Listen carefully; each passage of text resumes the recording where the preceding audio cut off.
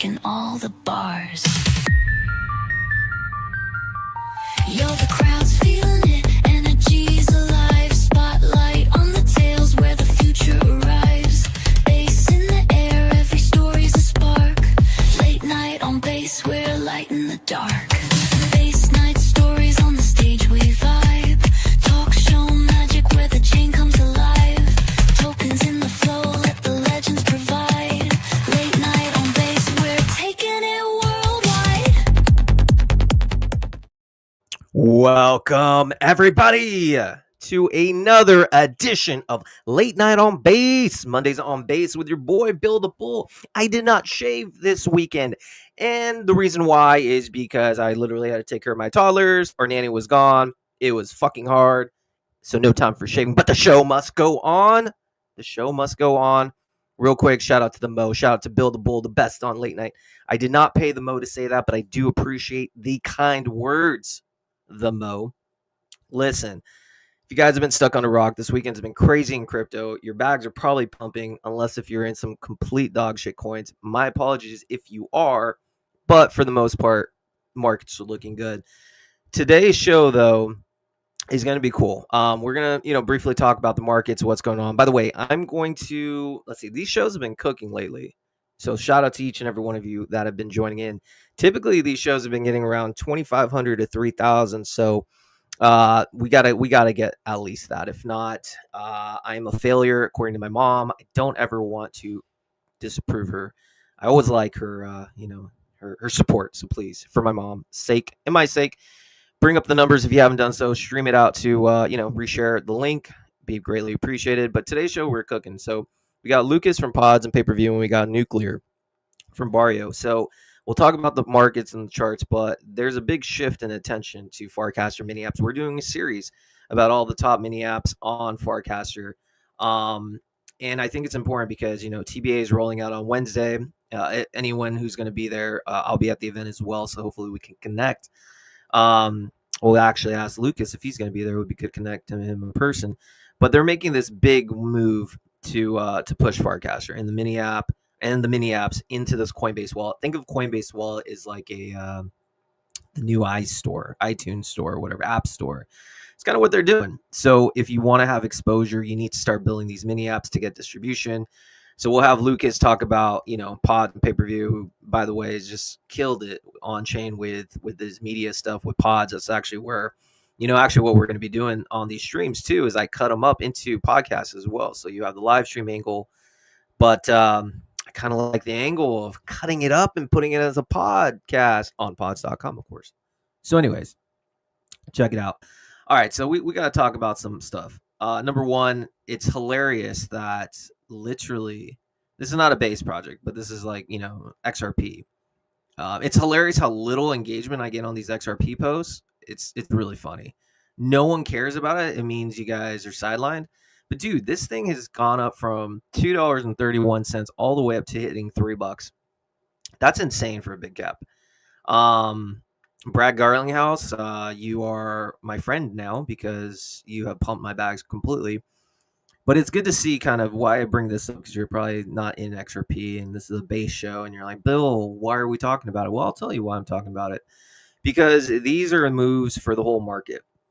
If you start seeing XRP go parabolic, and if it clears $3.30, actually first, if it clears $3 and holds it as support, all-time high is coming, this thing could go to like $10. And this only happens in a bull run. So the time, obviously, Bitcoin's doing anything, Ethereum's done pretty well, XRP is crushing it, but eventually money flows into the alts. So now let's look at kind of what everyone wants to know is what's the alts doing, especially on base. And I'm just going to kind of show you what I'm seeing, and let's go. By the way, this I really like Dex tools more than Dex Screener, but that was glitches on me. I don't know why. Anyways, all right, so we're going to look at my top play on base from a chart point of view. This is again, if you don't like my picks, feel free to start your own media show. I'll probably tune in. But because I have my own media show, I get to talk about what I want. It's a beautiful thing. All right, so we are going to Let's see. All right, we're gonna look at ski because again, this is all indicative of kind of what your bags are, and that's what I'm trying to say to you guys. And again, nothing I say is financial advice. Blah blah blah. I think you guys know that by now. Let's clean this up though. Hide. There's a lot of lines. All right, so what I'm saying is this is what's going to happen to a lot of your base bags. So again, we had this initial wave, March, April timeframe, very, very bullish. That's your wave one, Elliott wave. Everything was going. That's when base got on the map, honestly. Came out in August of 2023. No one was talking about it then. No one was really even talking about it December, January 2024. Literally nobody. Toshi just kind of launched at that time, but it was dead. It was not until this run in April, May 2025 that it caught storm. And so you had this initial one-way move, and then so for ski, for instance, and most of these other projects have been in a correction phase. This one lasted September. Most of them have just started occurring and been over for a year. But ski showed strength, whatever. I'm predicting ski, and again, this is for good projects on base. All-time high is imminent, just based on this corrective phase. This is just a classic Wyckoff reaccumulation. I expect this W pattern to play out. You're going to consolidate around 400 million for a little bit, and then this is what's going to happen. I think consolidate, boom, Yahtzee. I just got rich. That's what's going to happen for, I think, ski. I think that's going to happen for whatever base. But what I do think is ski is just one of the examples. I can go through a bunch of other charts. I'm not going to bore you with that. But the time to position in base memes is now, not when it's running. So figure out a coin that you like, and just hold it. Diamond hands. The ones I particularly like have been around for over a year plus, because those have shown the test of time per se. So listen, all I know is have your bags ready. Don't G. Enjoy the ride. We've waited 4 years for this, and honestly, after this run up, builders are still going to be building, but I don't know if these prices are going to be popping. Bear markets hit, all these things lose liquidity. So enjoy it while it lasts, because I know I will. But yes, without further ado, let's get back into the real thing. The man, the myth, the legend, Lucas from Pods. How are you doing today, my friend? I'm doing great, Bill. Thank you for having me here. Pleasure's all mine, man. First of all, I appreciate you, my friend. You know why? Tell me why. On a serious note, I appreciate that you've built infrastructure for creators like myself, podcasters. I don't know how many live streamers you have, but regardless, they're all the same thing. You've had the foresight to build something for distribution for people like ourselves to put on chain, and you've kind of created this new on chain economy where creators get rewarded versus unlike traditional media like Spotify. If I put my podcast on Spotify, I make $0. But if I put it on Pods, I've made thousands on some of these episodes. Not all, of course, but some. It just is what it is. So I want to say, first of all, thank you. And Lucas, if you don't mind, for the like I said, I have a big goal. We're gonna have at least 2,000 on this stream. If you don't mind, though, for people who don't know much about you or Pods, just talk to us. What is Pods, and also what is Paperview? Yeah. So I appreciate all the kind words, first of all. It's awesome to hear creators directly just saying that it's been a valuable tool for them. But for people that don't know, Pods is a platform to bring your podcast on chain. Maybe more explicitly, it allows you to mint every single episode as an NFT under an 1155 contract. And that money goes directly to you as a creator. And really the powerful thing is it's just a monetization tool that's available to every creator, regardless of your audience size. Obviously advertisements are the predominant form of monetizing, but it's only reserved for large creators. What publishing on chain does is it allows any creator, despite their audience size, whether they have 10 fans, 100 fans, or 100 million fans, you can start to monetize directly from those people. And then through it, you get to build a social graph or a leaderboard of your biggest fans that you can then reward and engage in different ways. And we've kind of had this thesis for almost over 3 years now, where we just think crypto provides the better rails for media to be monetized and distributed. And we're just building around that. So we launched Pods about a little, probably under 2 years ago now. But we've brought 150 podcasts on chain, including you. in total probably published around 4,000 episodes that have been published and monetized on the platform. And in total, it's probably just around $2 million in total volume, with the majority of that going directly to creators. So, yeah, it effectively gives every podcast and creators as a whole a tool to start monetizing their content, and a way for fans to support that piece of content or that creator directly. Incredible. And we'll get to the farcaster component in a little Mhm. bit. But as far as, so it's interesting though, you had this idea over 2 years ago. So let me ask you, Lucas, were you in, like, how did you realize that this is something that needed to be done? Are you a creator yourself? Mhm. Did you just kind of see like what your friends are going through in traditional Web2 type platforms? Or like, how did you realize at such an early stage? Because 2 years ago is basically the equivalent of 10 years in crypto. So Yeah. to me, that's like, that's, you have this foresight that most didn't. What was the reason that you guys realized, hey, pods needs to be built? Yeah.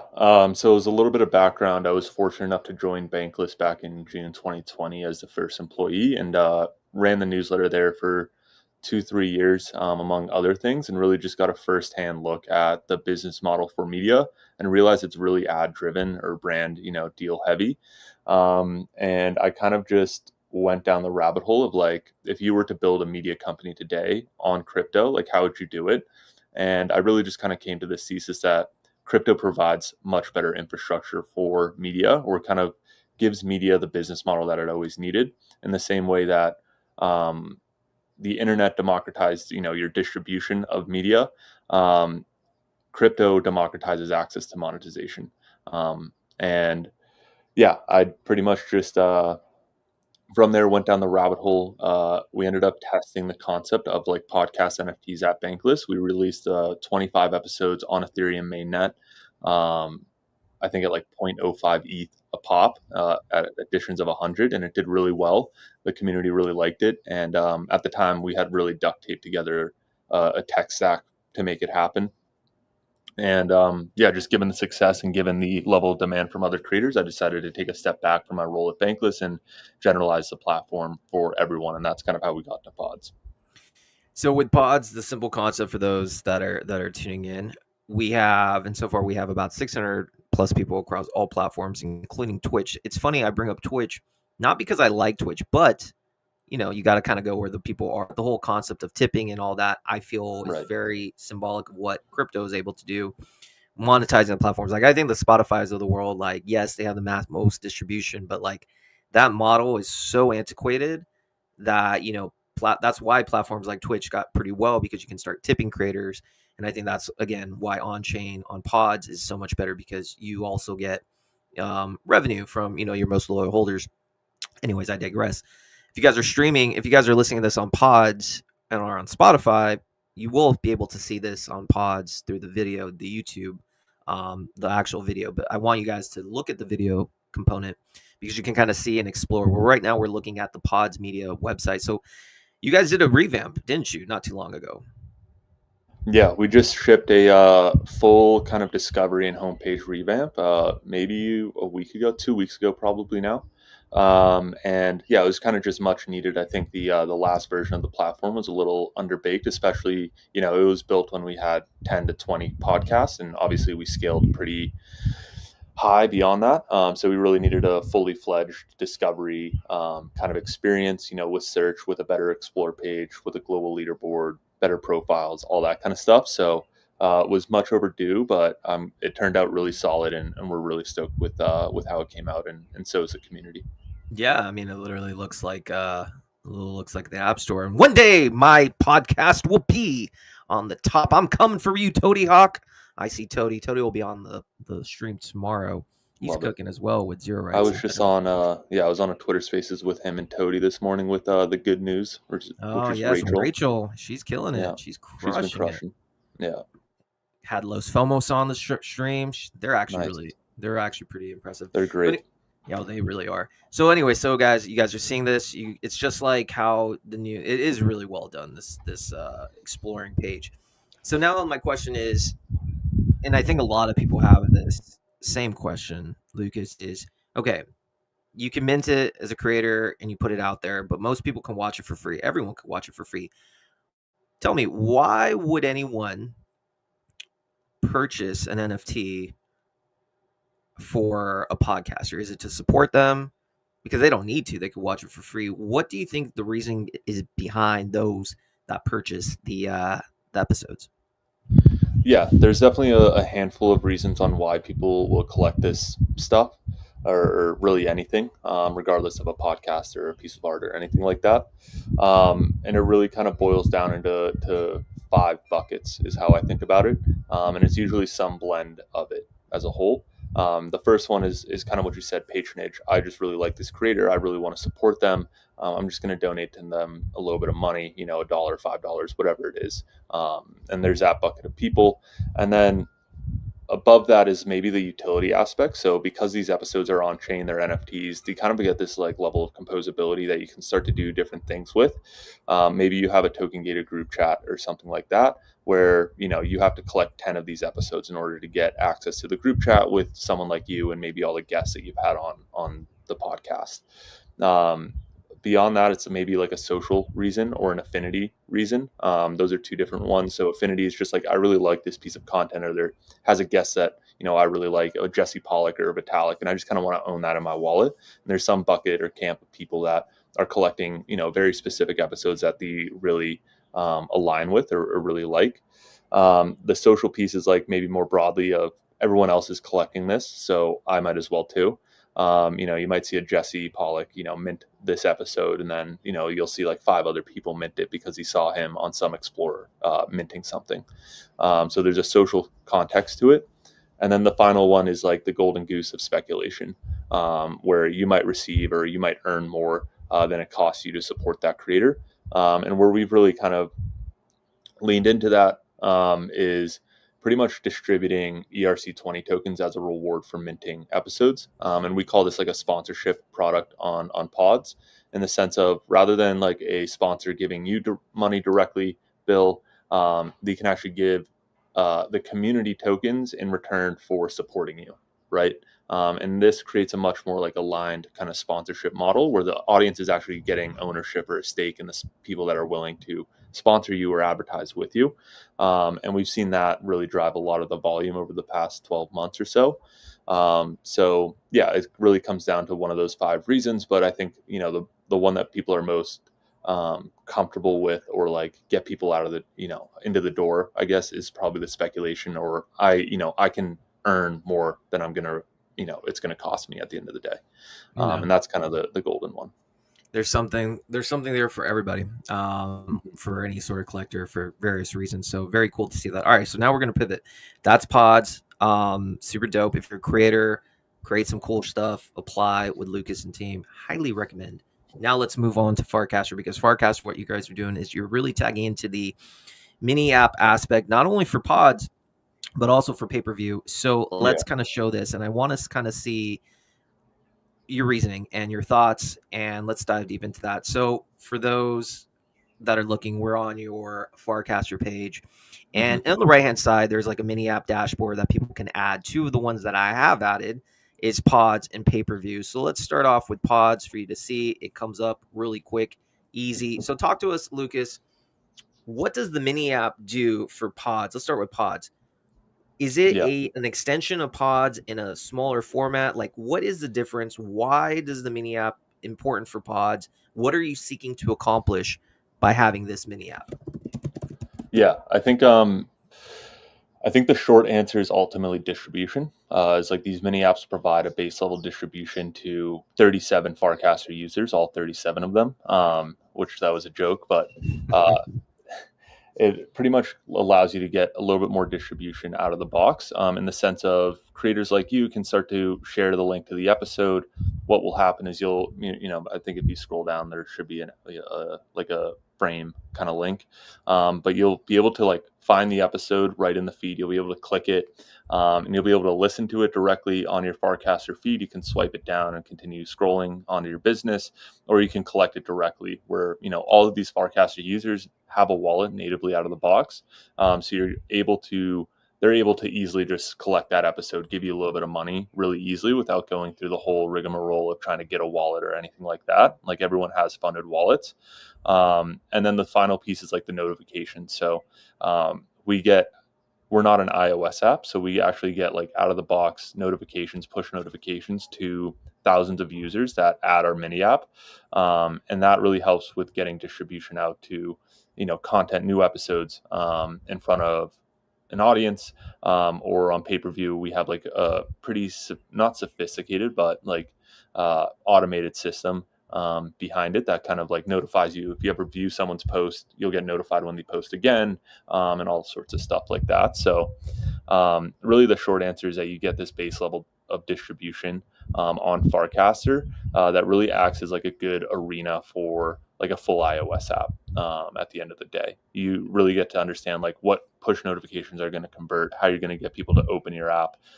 Creators ultimately get like their own little mini app for their podcast or their channel account that they can share, and people can start to browse all of their content and collect it and support it on chain, all that kind of stuff. So I would say as a whole, for someone that's working in consumer crypto or application levels crypto, Farcaster mini apps provide like this really good baseline for you to experiment with new primitives and distribution. And really, I think the way that Dan Romero describes it is really like get your first 1,000 users on Farcaster and see what works and what doesn't. So we've been pretty big on the mini app thesis. And I'll pause there for now, but there's some other pieces and components to it that we really like.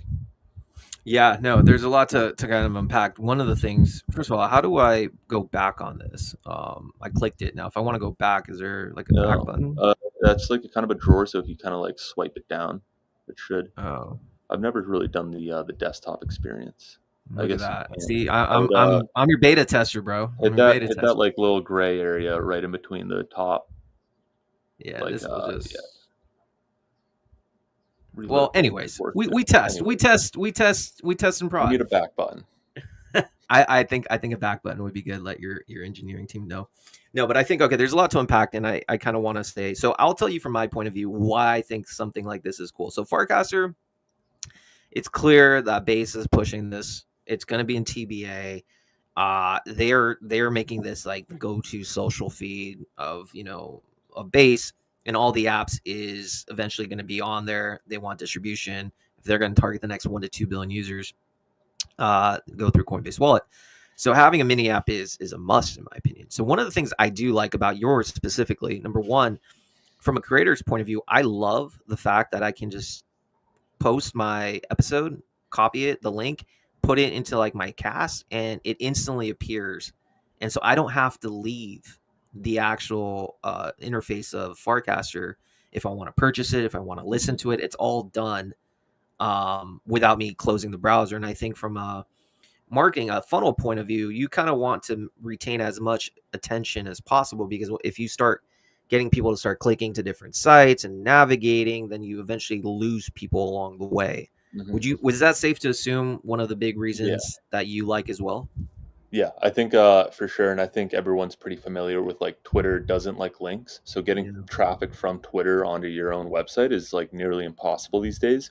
And mini apps, they don't nerf links. They actually empower it. It's like a buff, right? You're actually getting a mini app via just posting your normal pods.media link or any other mini app enabled application. So it's completely it flips that relationship on the head from what Twitter's doing. And it allows you to, one, get traffic to your website, but also for Farcaster, no one's leaving the feed. You're not leaving the website or that Farcaster social feed. So it kind of all feels like one very compelling experience, or like one unified experience for end users. Yeah, and I have a very, very important question. It's probably the most important question that you'll ever be asked for the day, and that's simply, why are you number 2, bro? Someone's out collected you. RKA. I know. What's up with that? I've had the top spot for maybe the whole history of pods, and I think last week someone flipped me. So RKA here flipped me, I think, last week, and that's actually on the back of like Toady Hawk and Betterment, where people are just going crazy to mint those podcast episodes that get featured there. But that's probably another conversation. Competition, Lucas. You can't let someone show up the founder, but no, that's good. So okay, so that's pods. Super simple to use. I think it's fascinating, and I like the fact that whoever designed this Farcaster app, they deserve a raise, bro. They deserve a raise. It's really nice. Samson's a goat. He's a great dude. Samson's a goat. So this is Pod. So now, okay, so you have this. It's kind of a distribution, but one of the things that, and now we're going to turn attention to pay-per-view, because I think you're doing, and correct me if I'm wrong, but I think you're doing things a little bit differently in the sense that pay-per-view can give you more retention daily, have more returning daily viewers than pods. And I know it's a different concept, but let's talk pay-per-view. And pay-per-view is another one that you just recently came out with, and I find it very interesting. It's more for those, in my understanding, it's you need to pay to see content. And I think that gives it like an exclusive type thing. Like, wow, someone might want to pay $222 to view Hot Girl Summer Spain. Someone did, for the record. That's insane, actually. Someone did. Hey, you know what? I shouldn't say that. Hey, teach their own. $222 that user just made, and someone bought it. Shout out to them. Shared Doogie. I will not be buying that. It's a little outrageous. But anyways, talk to me about pay-per-view. What is the thinking behind pay-per-view? Why create pay-per-view? And what makes you so excited for pay-per-view?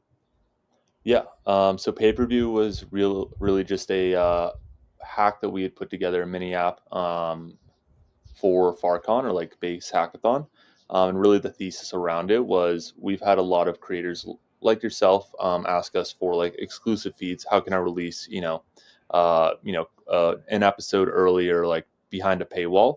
And the reality is with pods, is that because the content's on chain, you can't really have a paywall behind it because that content is fully public. So it's really easy to just like bypass that paywall. And what we really wanted to just test was like, look, are people willing to pay for content? And two, what happens when we just bring the most like important piece of crypto, which is the payment on chain, in a really compelling, intuitive way, which is just using stable coins or USDC. And that pretty much culminated in pay-per-view, where you can paywall any image or video for any price. So as little as 10 cents, as high as $10 million if you wanted. And we're just seeing a lot of interesting kind of like consumer behavior out of that, because it's not really something that's possible with Patreon or even like an OnlyFans or anything like that, where there's a very strict pricing band. Like on OnlyFans, it's like a $5 minimum and a $250 maximum, where you can expand both sides of that market like by 10x and give creators a much more flexible way to express how much they want to paywall a piece of content. And yeah, I think the other piece is like subscriptions. Creator subscriptions are kind of annoying, where you kind of have to buy the fire hose of content, and bringing it down to just like content level makes it a little bit more of a Snapchat-like experience, where almost anyone is a creator. Because if you think about like a creator subscription, if you're subscribing to some premium paywalled subscription, that is a full-time content creator that has a content schedule that they're going to release, and you're going to get X amount of pieces of content.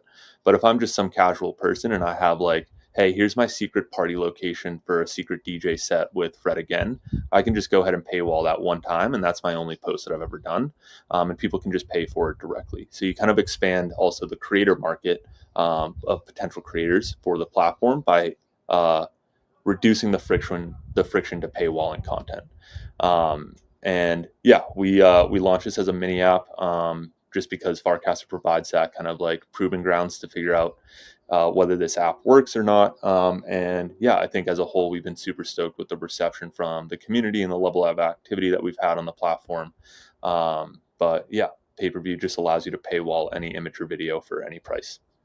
Interesting. And by the way, we have over 1,580 people on the stream. Remember, guys, 2,000 is my minimum. If I don't get 2,000, my mom will think I'm a failure. I should have stuck to being a lawyer in real life. Yet I dropped out of that to become a DGen and talk to people. So let's pull up the ski chart again. I know, right? If I just tag ski and you let them know, we would get it. And OKEG, shout out to them, and Boomer. Woo, those communities know how to rate. Anyways, buildable. Okay, but let's go back to pay-per-view. So in your experience so far, Lucas, what sort of things have drawn the most interest? Obviously, you could paywall anything, right? But in your experience of what you've seen, what is the type of content that makes users interested to buy? Yeah, I think that post from Kristen where she was like giving access to her meditation ebook I thought was like something that we never thought of that was super interesting. Um, Cheryl, who's like one of like our top creators, literally just posted like buy us a drink, you know, and just like paywalled that, which was like pretty funny, and she made like $80 off of that. Nice. We've seen some, you know, NSFW content, which I think for Farcaster there really hasn't been a home for a little bit, you know, more explicit content, which has been an interesting kind of platform to or like an interesting position in the market to have. We've also just seen like a lot of trading alpha. So like, Bill, you could start posting, hey, here's like the next shitcoin that I'm super bullish on. And here's the price target. Ooh, And people could interesting. unlock it for 50 cents, right? Or, you know, I've done some posts that were like, here's my exact portfolio breakdown of my crypto portfolio by percentage allocation. And we've seen some like docs, you know, Anons doxing themselves, which has been kind of interesting or funny. Yeah, it's kind of been a very wide range. We've had like AI prompts that people like, this will like 10x like your output on XYZ for an AI prompt. But yeah, it's really been a wide range of use cases or applications so far. But yeah, as a whole, it's been really interesting. Yeah, it is. I tried dabbling with it 1 or 2 times. I was like, the most rare photo of Albert Einstein. And I just Yeah. like, I got one person actually for 50 cents. So shout out to that person who paid 50 cents for a picture that I just found. But hey, it's called experimenting and cooking. But Lucas, before I let you off, I just kind of want to know simply what when I want you to I want you to just think for a second. You're outside, you're probably in nature, which is good. Mm-hmm. I want you to think about this. 1 year from now, July 14th, 2026, where would you like to see pods and pay-per-view at in the grand scheme of things on chain? Yeah, I think that answer is pretty clear for me, and I think any other founder in this position of like bringing mainstream creators or just like Web2 people on chain.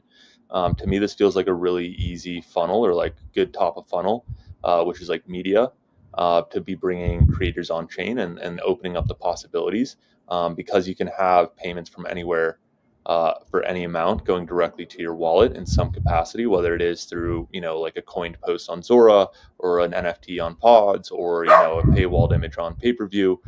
You really have this new option or new way to monetize your media that wasn't possible before. So, yeah, I think that's kind of where we're hoping to see in the next year. Awesome, man. Well, I look forward to seeing it. I look forward to pushing content. I look forward to putting this podcast on pods. So, guys, make sure to watch it. But Love it. Lucas, I appreciate you, man. Thanks for coming on. Thank you. I hope you hit your 2K people on the stream. 1772. We're getting almost there. The second I leave, it's going to hit 2K. That's what I'm saying. Well, Love it. appreciate you, Lucas. Thank you, Bill, so much. I All appreciate right, it. man. Take care. Take it easy. Lucas from Pods and Pay-Per-View. That is what I call a Chad, capital C, H-A-D, all capitals, not just one C, H-A-D, capital. Really cool guy, really just cooking. You know, Base has a ethos to be to make sure that, you know, the most base builders are on the show, or I mean on chain, and guys like Lucas are creating infrastructure that is completely based.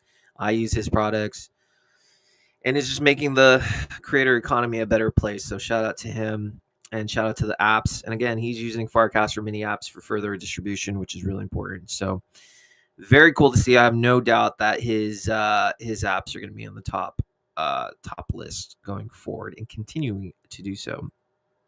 So next we have 1,817 people tuning in. And with these 1,817 people tuning in, we are going to introduce to the stage Nucleario from Bario. My friend, how are we? Oh, I'm doing so good. How are you? Brother, bags are pumping over the weekend. I'm chilling. I got my coffee. I got a microphone. I get to interview dope guests on the stream. Life's good, bro. That's awesome. Yeah, it's a good time to be around. Absolutely. Absolutely. All right.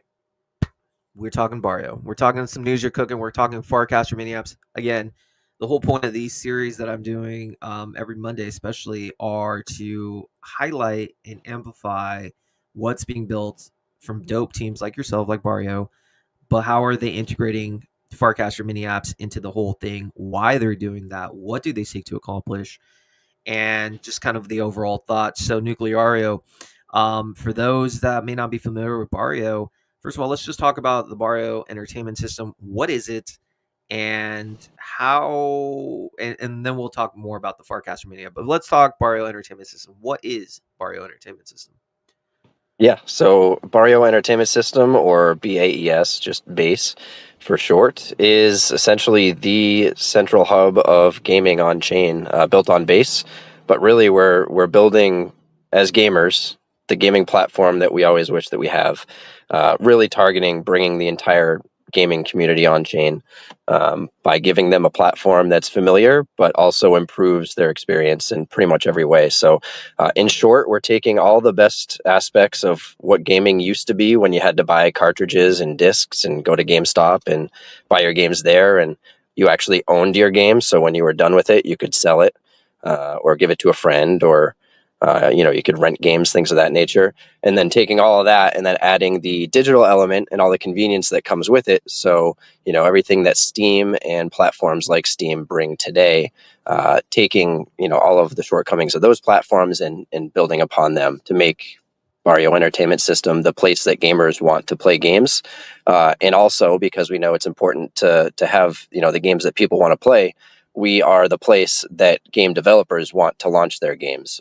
So we provide basically the best revenue share model around for game developers to be able to instantly earn from their creations and get direct distribution to the consumer through our network. So in short, that's what we're all about. Basically, nostalgia overload. Some of these games, sometimes when I'm like on X and I see some of your posts, you bring back that nostalgia factor. Some of the stuff that you post, I'm like, I remember playing that. Like, it's just kind of like a good time. And especially the cool thing about Barrio is, a lot of the people are like a little bit older, 30, 40s. Like, it's a big industry, big sector of the industry. And you guys tag that like nostalgic feel pretty well. Was that by design, you would say? Oh, absolutely. Yeah, so we're all 80s and 90s kids that grew up playing, Game Boy, Nintendo, and the original PlayStation, and a lot of arcade games. But we stayed gamers all the way up till now. So, we didn't just play games when we were kids, we still do. So we have that nostalgic feel, and our mini app definitely brings that forward. But we're really also aiming to be able to support all types of modern gaming as well. So, right now we have some nostalgic type games that we've made ourselves, but in the future, we'll be bringing on modern game developers as well. So all types of games, all genres, will all be available on Bario Entertainment System. Excellent. So we are going to look at the Farcaster mini app. We're going to demo it. We're going to see what that is. But right now on the desktop, if you guys are watching this on one of the traditional match venues like Spotify, head over to we're going to cut this up into a podcast as well. You can watch it on YouTube or on Pods, which we just had the founder on. But yeah, let's just see. Launch the gaming console. What do we have here? So this is brand new. Wow. Is this alpha, bro? We just launched this. Yeah, so we just announced this is our brand new game marketplace. Really bringing forward the modernization, and there's some hidden alpha in there. You can see the tournaments button up there. If you own a game, you'll see some options that are coming soon. Let's do coming soon tournaments. So, oh man, my head's like, you can get competitions from people all around the world, probably for some game. Absolutely. Sick. All right, so what else are we seeing? So these are some of the games that have been created by you guys and also others? Yep, so these are all our in-house games. Should be 13 games in that initial lineup, but we just onboarded 40 game developers, indie devs, that all have games, about 60 to 65 games that are finished and ready to be launched. So in the coming days and weeks, we'll be launching those games, and those will all be up here on this platform. What you're seeing is some old school style game cartridges, because that's how the system works. If you want to play a game, you have to mint it. So you connect your wallet, you mint the game, and that provides an NFT cartridge version of the game, and then you can only launch the game if you have that cartridge in your connected wallet. So it allows people to actually own their games like we used to be able to do when we bought discs from the store and could give them to friends. We are building gifting and lending features. So the return of game rentals, but in digital form, which is something that does not exist anywhere, is something that we're building. And then the tournaments as well. So all the on-chain tournaments that we're working towards, on-chain leaderboards, things of that nature, so that this can be literally the one place that you need to go for gaming, not just on-chain gaming, but all gaming. We're really aiming to onboard the entire gaming industry with this platform. It reminds me of the days of Blockbuster. You remember Blockbuster? Hell yeah. I tell people all the time, we have a lot of ambition as our team, but we really believe this. What Netflix was to Blockbuster, we are to Steam. Damn, I like that. First of all, That's ambition's the good. goal. Ambition's good, man. You have to be ambitious if you're running a project. Absolutely. Otherwise, what are you doing? That's true. But we believe it because it's time for the gaming economy to be brought on chain. And the gaming industry is huge. It's like a $200 billion a year industry, and 99.9% of it is living in Web 2. So it's time they come on chain, and we're going to make that easy for them. I love it. And yeah, actually, gaming is. I think I wrote a tweet about you guys. Actually, it's not a matter of when, but not a matter of if. It's just a matter of when the gaming sector explodes, because that's, I would argue, gaming and NFTs are some of the most easy concepts for quote unquote retail normies to understand. Yep. And if you can actually, build a product that gets people excited, you're going to do very, very well. All right. So now let's talk mini app. And I want to kind of Sure. first briefly run some stuff with you. So talk to me about your general principle or your thesis as to, before we get into the Bario mini app, what exactly are you guys seeking to accomplish by making this push for the mini app? And what do you think Farcaster's role in the grand scheme of distribution will be for the overall greater crypto ecosystem? Oh, yeah, it's huge. It's a huge part of our plans. We're all about giving indie game developers a platform to distribute their content, far and wide. And mini apps really are the unlock that brings that forward. Obviously, we hear a lot about the TBA, new Coinbase wallet app, and we've been testing in that beta and really excited for that to launch. Looks like that's happening this week from everything we can see.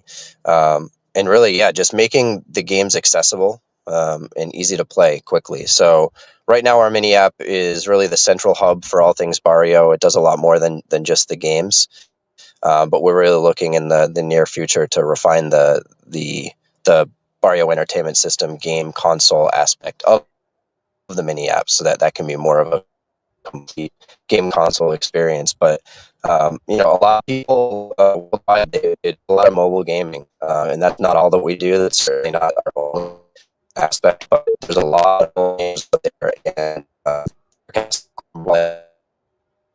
being a phone app, opens up whole potential use. Makes Nuclear. it possible to get games played by as many people as possible. I think we're Yeah. having some technical difficulties on your end. Is your connection okay? I think it's a It's little okay to me. Can you hear me now? a little bit better. You're sounding very robotic.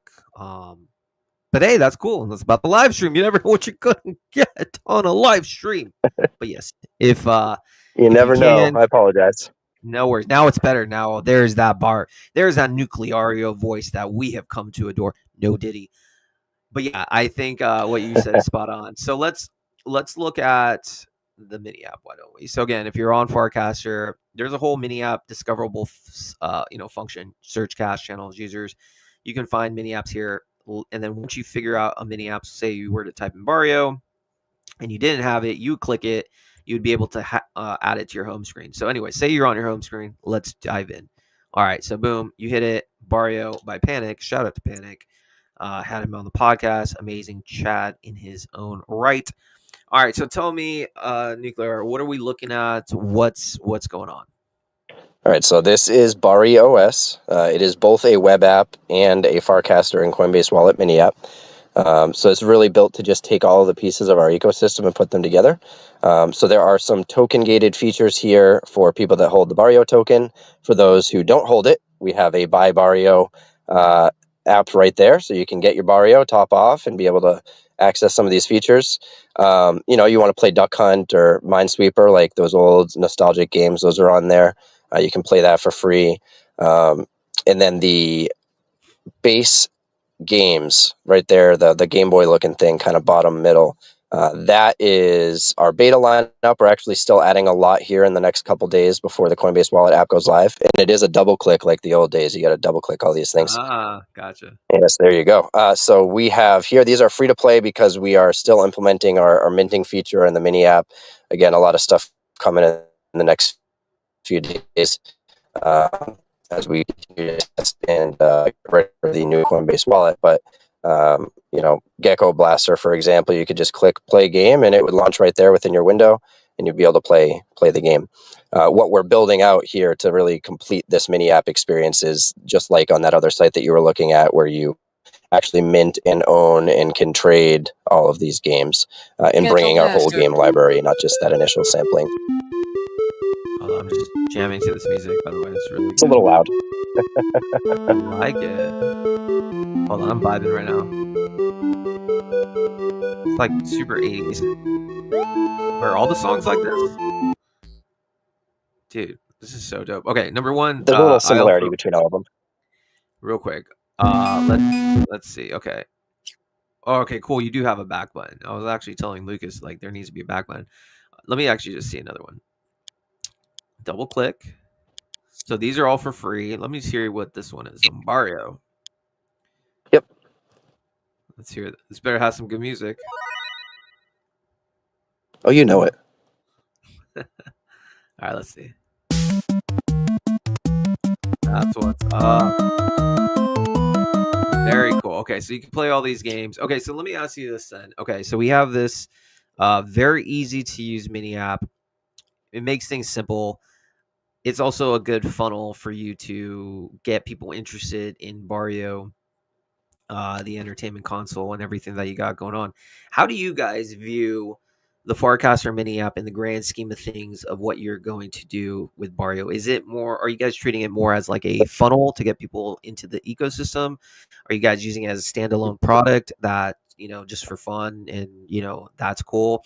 How do you basically view like the website desktop version and everything you got cooking with buying the NFTs and all that versus this Farcaster free version?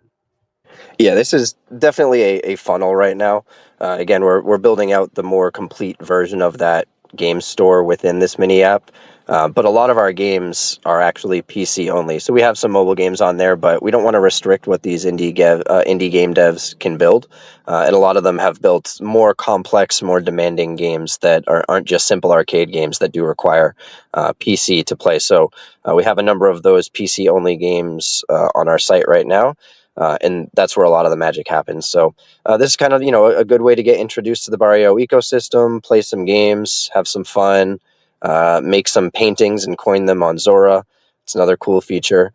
But really, yeah, just funneling people into the core product that we have is that, you know, Bario Entertainment System game store that will be accessible on the mini app. But the full version is definitely the full website, and it will stay that way. Just to make sure that we don't put any limitations on the types of games that we can provide. What has been the overall general feedback and consensus from maybe other Bario holders or just the Farcaster crowd in general? What have you received feedback-wise with the mini app? Oh, it's been great. We actually got so the Farcaster and base teams, they do the mini app showcase where they live stream and play around with mini apps every once in a while. That we had our app on there, and just seeing people's reactions. You know, the amount of stuff that you can do all within one mini app. It's one of the more one of the deeper experiences that you can have in a Farcaster mini app. So like that paint feature, for example, you could open that up and paint anything like old school Macintosh paint style. And anything you create, see that bottom left button, coin it on Zora. Right wow. there from within the mini app, you can coin anything you create there on Zora, and it instantly becomes tradable. So, stuff like that just, no one else is doing. And the amount of different things you can do within the mini app is, it's been impressing people, and it's pretty cool. It honestly impressed our team as well when Panic came up with this. So it's been exciting. Yeah, that is cool. I mean, I won't get into my thoughts on Zora as a whole and the whole coin it thing, but I think the ability of allowing people to do it if they want to directly on a mini app is so cool without ever leaving the browser. Like that is really cool. Because I was telling Lucas previously on the earlier on the show, the whole thing about these mini apps is it retains attention. You never have to leave your browser. The moment in sales that you have to get people to go through different steps, that's one more vertical or sector of a point where you're going to lose them. But if you Yep. do everything directly without ever leaving, you're more likely to keep their attention, and you're going to get them to do what you want them to do. And this is not possible on X, but it is on Farcaster. You feel the same way? Yeah, absolutely. Yeah, the more you can do to make the experience as simple and straightforward as possible, the more you're going to keep people's attention. There's so many things to do and see that you can lose people's attention pretty quickly because there's so much else to go do. So, yeah, that's definitely a big focus of ours as well. Before I let you go, though, we need to talk because obviously Bario is in the trenches. You're in the trenches. You don't just mess around. Like I see you, bro. I see you, bro. You see what's going on. Oh yeah. We seem to be picking up into the part of the cycle that's just extremely fun. Up only, everyone's a genius type season. Bario is still ready to go. Now, let me ask you this, and I asked the same question to Lucas. 1 year from now, 2026 summer, probably bull runs done by then with the token prices at least. But what milestones would you personally like to see Bario hit? Yeah, I mean, I want us to be synonymous with gaming, not just on chain, but in general. We really want to make sure that we can onboard as many game developers as possible. The first 40 is a great start, but we expect the floodgates to really open from there. So, hundreds, thousands of games, people trading, renting, gifting their games, game creators earning revenue, and also, through royalties, because right now when a game is sold at GameStop, for example, the game developer doesn't earn anything on that sale. GameStop does. That whole model is changing. So really, just seeing the light bulb go off for the existing gaming community to know that on chain isn't so bad, and that crypto is not a scam, and this is really where gaming belongs. Because that's definitely a mindset shift for a lot of the normies, I'll say, and in the gaming community. But really, just when people think of gaming in the Web3 space, they'll think of Bario. Where does this passion? I do have to ask you this because obviously you are so passionate about it. You could just tell by the way you speak and answer these questions, and that's a good thing. Where does this passion for you lie from? Is obviously based on your gaming experience in the past and seeing a need for what it needs to become, or like where does you could be doing literally anything in Web3, but you're choosing to spend your time with Bario. Why? Honestly, yeah, it's because as gamers, this is what we want. Most, not most, but a lot of gaming projects in Web3 are Web3 first and gaming second. We're kind of the opposite. We're built for gamers by gamers. We're not, this mirage of gaming, just advertising to Web3 people. We say we're going to bring the gaming industry on chain, and we mean it. So, I think about what our platform enables, and it's everything I ever wished I had as a gamer. So that's what gets me excited. Love it, man. It's always awesome to chat with you, man. You are a You true too, man. believer. Yeah, it's always good to have you on, man. And like it's you've come a long, long ways. I think we both have actually. You and me too. I mean, since we had you on in August, I mean, things have gone good for both of us, and I continue to be rooting for you guys. Always welcome on, man. But thank you for coming on the stream, bro. Thanks for having me, man. Appreciate it. Appreciate you, everyone. That is Nucleario from Bario. Really good guy. Panic's a really good guy as well. Can't say enough about them. They are actually building such cool stuff in the gaming sector. And I like that they are really pushing the Farcaster narrative heavy, creating that mini app for further distribution. So very cool. Sadly, though, we didn't reach our 2,000 goal. We have 1,962. There's a chance my mom is going to call me and tell me I am a failure. It's been real. I thought I could depend on you guys more, but it's okay. We're only 36 short. I still appreciate each and every one of you, and I'm still gonna do this show because I like it. And yeah, I gotta pay the bills, bruv. Gotta pay the bills. Gotta pay the bills. Anyways, though, appreciate each and every one of you tuning in today. I think this was a dope show. We're gonna definitely, like I said, clip it up, stream it, put it on pods, both Lucas's interview and Nucleario's. Get more exposure. You couldn't check out the live stream though right now on YouTube, on X as well, but they record it on YouTube or on Twitch if you want to be one of my 100 friends on Twitch. I am the feel so out of place there, man. It's so weird. I'm 40, bro. What am I doing on Twitch? But hey, it's pretty gotta go where you gotta do what you gotta do, fam. Anyways, tune in later today. Again, we're gonna be checking the charts. I'll be sending out my daily newsletter if you haven't done so already. Monday through Friday, I do Based AF. It's a 2-minute read about what's going on the base ecosystem. So if you really don't know or don't have time to check about actually what's cooking, subscribe, bro. It's free. Gets it sent to your inbox. 2-minute reads, Monday through Friday. And tomorrow, the Road to On-Chain Summit continues. We have a dope show. I think we're going to have Tony Hawk on. Another, I think they're actually better is the number one app on the App Store, or actually on Farcaster mini apps. So really cool to have him on. We'll probably have some more on-chain summit stuff. If you haven't done so already, buy your tickets. And yeah, Wednesday I'll be at the Coinbase event with Rachel. That should be fun. Hopefully you get a lot of coverage. If you guys are going to go to the event, please hit me up. Do like a 5-minute interview as well. That'd be fun. Then Thursday, me and Rachel are cooking with the Base Weekly Show, I think it's called, on the Base Build account. Actually, no, I don't know if we're back on Base Build's account, but we'll be doing something. Anyways, appreciate each and every one of you. My name is Bill. Let's pump our bags to the moon. See you next time.